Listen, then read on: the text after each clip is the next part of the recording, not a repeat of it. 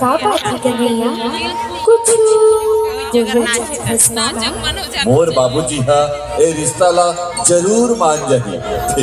फिर का कर रही है यही ना कि मोर घर वाले मन हा ये रिश्ता ला स्वीकार करही कि नहीं करही। इस सब बात ला छोड़ मोर बयारी संगी जब तक साथ में हंसबत याद करना। अब तो हंस दे मोर बयारी संगी कल देखे जाए। अरे हाँ रे मोर बयारी संगी।